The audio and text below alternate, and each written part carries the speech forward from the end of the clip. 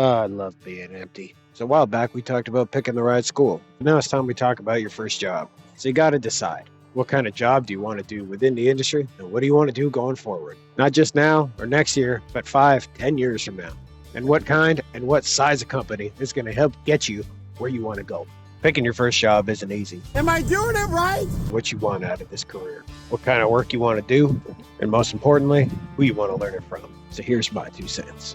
When I started about 7 years back, I knew I wanted to get to the flatbed side of things. Something more than just being behind the wheel. It left me with a whole lot more to learn. Heavy hauling, load securement, axle weights, these are all things I wanted to learn. School hopefully is going to teach you how to drive, but everything on top of that, you need to pick the right spot to learn these things from. And fortunately for me, I think I picked the right spot. Now this is by no means a guarantee that that first gig's going to work out, but I think it's a good start. The one thing you're going to want to look for, size of the company. There's an endless amount of giant carriers out there, giant fleets, and they're going to assign you a driver trainer. Hopefully. Now you got to put yourself in that driver trainer's shoes. By the time they get to you, they've most likely been through dozens of guys and girls like you. Fresh out of school and green as grass. These big mega carriers, they're just trying to get butts in the seats. And while a couple of those big carriers have good reputations for training new folks coming in, my advice is take a look around your area and find yourself a small to mid-sized company. First spot I worked at for a couple of years had 20 to 30 trucks in their fleet. They haul primarily steel up and down the road on flatbeds and B trains. That's where I started, dragging a set of trains. And because they weren't the biggest company out there, I got way more focused training.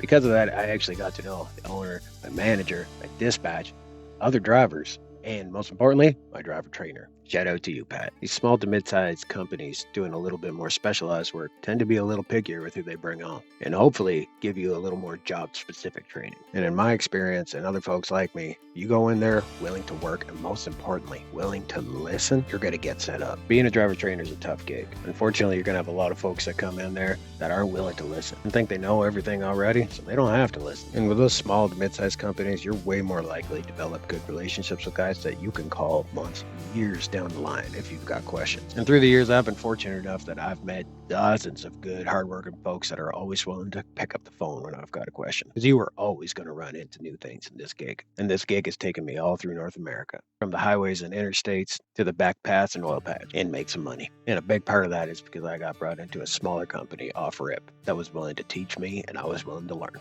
All over the internet, you're going to find stories about terrible companies, but there are some real good ones out there. So look around in your area. Do your research. Don't be afraid to talk to guys. Be willing to listen and learn. Find a company that's willing to take that attitude and then teach you right. I know I'm grateful from where I got my start, and I want y'all to find a place like that too. Find yourself a spot that's going to give you that solid foundation to go wherever you want to go. Drive safe out there.